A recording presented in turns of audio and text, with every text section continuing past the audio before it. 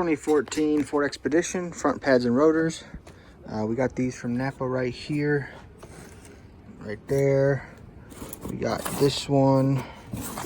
She said this was the low brake dust one, so we'll give it a try. Break your lugs off with a 22. And then this one right here, gonna be a 13. Break those free so you can pop the floating caliper off.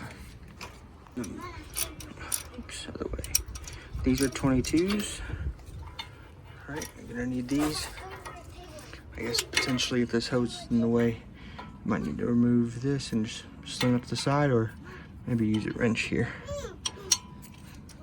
Looks like I'm gonna have to push this.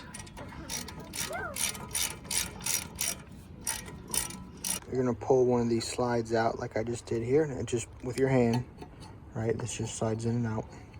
So pull it out, take a rag, clean up all the grease. Get you some brake and caliper grease, and you're gonna nice and lightly coat this freshly cleaned one and have all new grease on it before you slide it back in, okay? So we'll finish cleaning that one. For demonstration, I'll pull this one out. This one hasn't come out yet.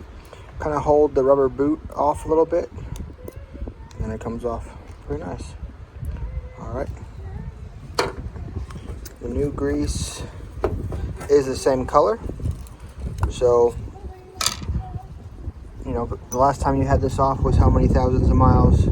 Costs very little to buy a tub of this that lasts many, many oil change or brake changes.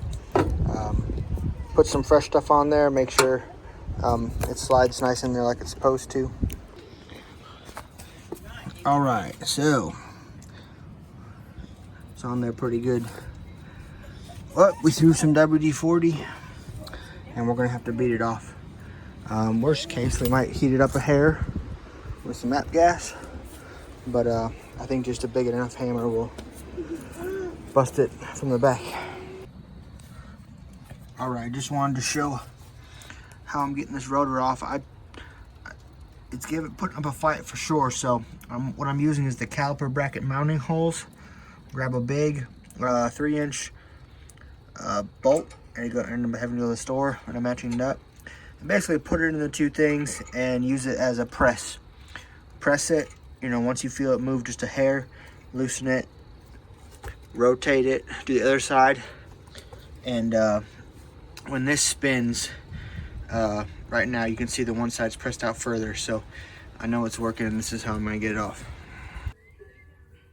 All right, so this is definitely kind of like a press fit. I had to put the lugs on and kind of hit it with a gun just to flatten it. By pushing it with your hand, it actually would still wobble side to side. So that's why it's so hard to take off, because it's kind of pressed on there just a hair.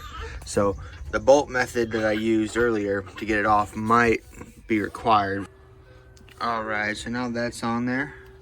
Don't forget the shims that you gotta put on, right? The big side to the out, the little side towards the in.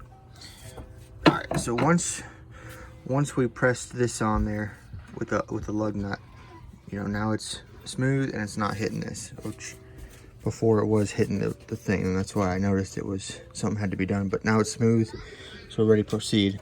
On these Napa pads, they make it kind of guest proof. They write on their outer purple, and the inner they write, and they're red. So we're gonna slide these in position right here before we compress the caliper. So that we're gonna need to get a tool, push that back before we can bolt that on. All right, look at that. We got fresh pads on a fresh rotor. Everything fit nicely. And so now we're gonna go to the old, I ended up buying a pretty decent tool a couple years ago because I got tired of doing this with a C-clamp. This is the Carlisle 279. And basically it's got a ratchet on it, so you just stick it in there and then you go to work until it's open, right? Look at this, guys. I'm one-handed, but pull and push, and it spreads them all in a ratchet, right? About as easy as it gets. All right, and there we are, back together and all new, ready to go hit the road.